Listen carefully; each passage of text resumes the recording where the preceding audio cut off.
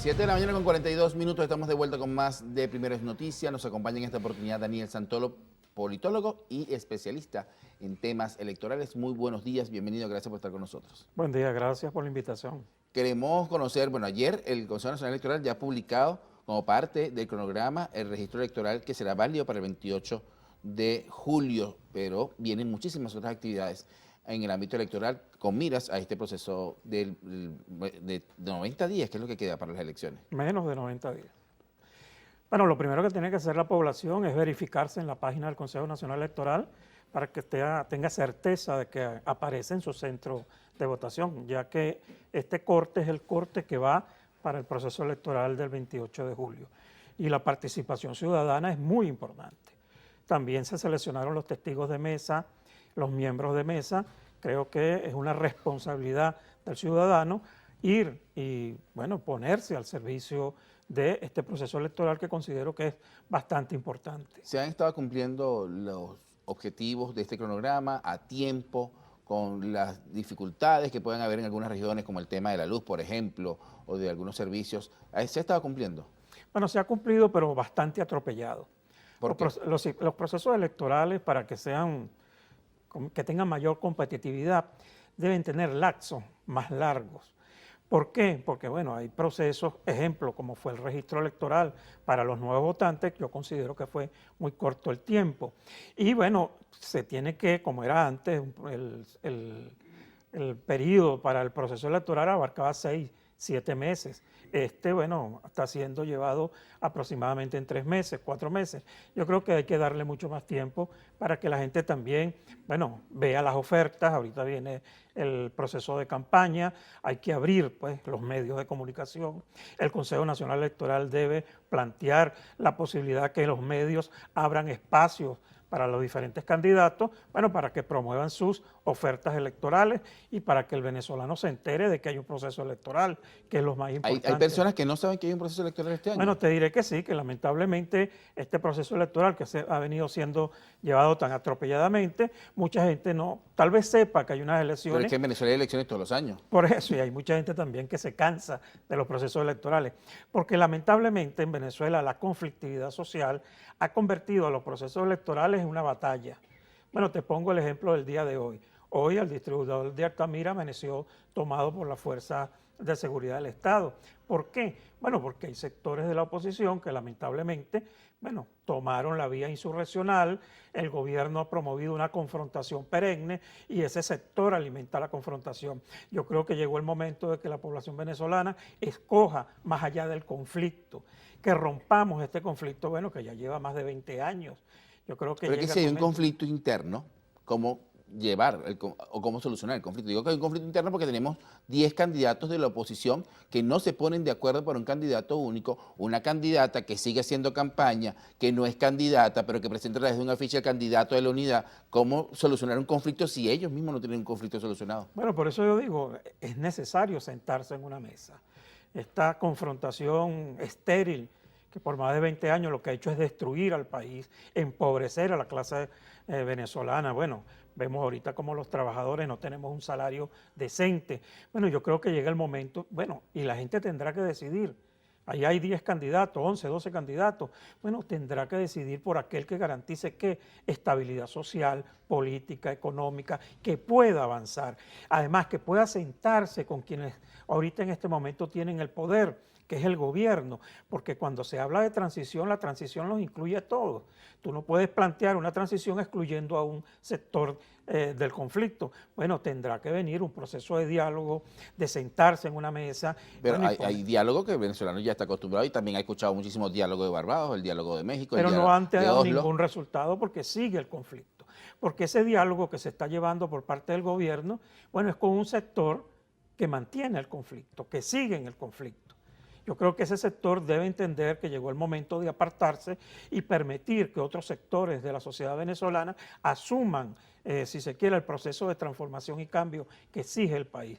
De lo contrario, como te decía, seguiremos en esto, gane con quien gane el 28 de julio, seguirá el conflicto, porque no habrá entendimiento, gane el gobierno, seguirá queriendo imponer una visión de país que lamentablemente ha fracasado, y si gana un sector de la oposición que genera el conflicto, bueno, seguirá un conflicto perenne y eso impide que el país se Bueno, pero es que desarrolle. el gobierno nacional no llegó al gobierno porque se impuso, ha llegado a través de votos Exactamente. y de esa manera representa a un sector de la población venezolana. El otro sector no se ha puesto de acuerdo para llegar, como lo hicieron en su momento en el 2015, en una verdadera unidad, en una verdadera tarjeta de la manito, cuando allí sí lograron obtener triunfos que dieron como resultado la mayoría en la Asamblea Nacional. ¿Qué pasó en 2015? ¿Qué pasa en 2024, 9 años después, que no toman la misma decisión?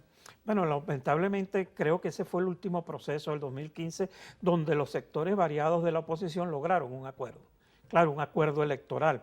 Lo que no lograron fue un acuerdo en la ruta a seguir después del triunfo, porque el sector del conflicto prefirió, en vez de tomar la Asamblea Nacional democráticamente, ir avanzando electoralmente, luego venían las elecciones de gobernadores y alcaldes, bueno, decidió no generar un conflicto, un choque entre el Ejecutivo y el Legislativo. ¿Y eso nos condujo a qué? Bueno, a mayor inestabilidad política. El gobierno retomó la fuerza en el 2018, cuando también pudo haberse resuelto el problema por la vía electoral. Bueno, este mismo sector decidió llamar a la abstención. ¿Cuál fue el resultado? Bueno, 6 años más de este gobierno. El gobierno, bueno, ganó su proceso electoral. Ah, no lo reconocen. Bueno, este sector tiene que entender que la única manera de desplazar del poder al gobierno es la vía democrática, electoral, pacífica, porque de lo contrario, bueno, esta confrontación inútil nunca terminará. 28 de julio, ya está la fecha cantada por el Ejecutivo Nacional, y digo Ejecutivo porque el Consejo Nacional Electoral es el que lo ha hecho, pero este tema de la observación internacional y de las personas que vienen a acompañar el proceso electoral como lo han hecho tradicionalmente, ¿estamos preparados en Venezuela para ese acompañamiento? Sí, en Venezuela se ha dado casi en todos los procesos electorales, con salvadas excepciones, hay observación internacional. Además, el Consejo Nacional Electoral siempre invita a todos estos organismos, a la Comunidad Europea, el Centro Carter del propio continente venezolano, latinoamericano, los Consejos Nacionales Electoral, siempre hay observación. El problema, yo siempre he dicho, el problema no es falta de observación o de calidad en el proceso electoral. Es que lamentablemente no hemos tenido la participación suficiente, no hemos tenido el del ciudadano se aboque. La Constitución del 99 dio la posibilidad de que los procesos electorales queden en manos de la sociedad civil. Se les quitó a los partidos políticos esa potestad que tenían de controlar los procesos electorales. Antes el Consejo Supremo Electoral era conducido por los partidos políticos, igual en el resto del proceso electoral. Bueno, la Constitución del 99 da la posibilidad que la sociedad civil asuma el compromiso de llevar adelante el proceso electoral. Bueno, ahí está la verdadera veeduría para que la población participe, esté pendiente. Al final de la votación se abren las mesas electorales para que haya un conteo de votos, una fiscalización por parte de la sociedad. Bueno, ahí es donde debe estar la población. Ahora, ¿qué está pasando para el 28 de julio cuando el pueblo venezolano espera un proceso electoral? ¿Habrá participación según su experiencia? Muchos apuestan, como en algún momento lo hicieron, a la abstención, o esta multiplicidad de candidatos va a hacer que el pueblo venezolano acuda masivamente a las urnas. Bueno, los últimos estudios de opinión hablan que aproximadamente un 70% de la población aspira a votar. Sería de verdad bastante alto la participación.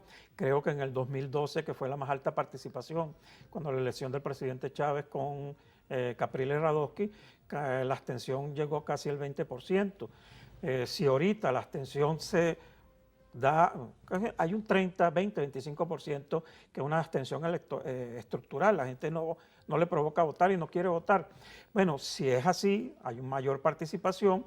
Bueno, también ahí tenemos que tomar en cuenta lo que ha sido la diáspora, si es real, si es cierto que en Venezuela se han ido entre 4 o 5 millones de venezolanos. Bueno, ahí se ha ido un gran número de venezolanos con derecho al voto, que por cierto es casi imposible que voten en el exterior por el problema de las relaciones que tiene el gobierno venezolano con otros países.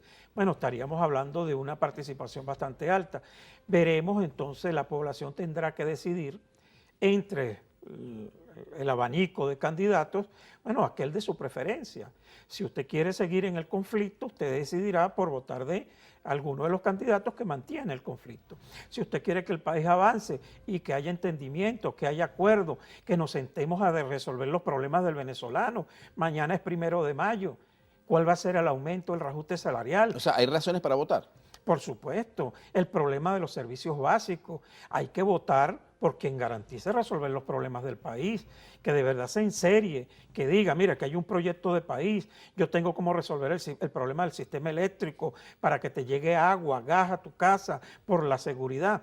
Bueno, entendemos y tenemos que entender que los candidatos deben expresar además, ¿y cómo lo van a hacer? A eso iba, ¿cómo lo hacen los candidatos? Porque hay un candidato que está haciendo la campaña en la calle, está el tema de que su partido político se ha orientado a distintos puntos del país para dar a conocer la oferta que ya viene ejecutando, y me refiero al Ejecutivo Nacional a través de la BEM App, a través de los Casa a Casa, el programa que se hizo el día de ayer, pero hay un candidato que solo hemos visto en los medios de comunicación, hay otros candidatos que ni siquiera hemos visto. Sí, lamentablemente la campaña electoral vuelve a polarizarse. El gobierno, bueno, con sus programas sociales, que por cierto, son programas sociales necesarios bajo la situación. Y que de alguna manera han dado resultados. Y dan resultados, eso no lo podemos negar. El gobierno llega a más de 6 millones de familias con los diferentes programas sociales. Bueno, hay otro candidato, como tú dices, que uno no sabe de dónde está, quién es, lamentablemente para el país. No se sabe cuál es la oferta electoral más allá del conflicto, porque la campaña la está haciendo una persona que no tiene la potestad ni la facultad de ser candidata. Bueno, entonces eso lo que genera es mayor conflictividad.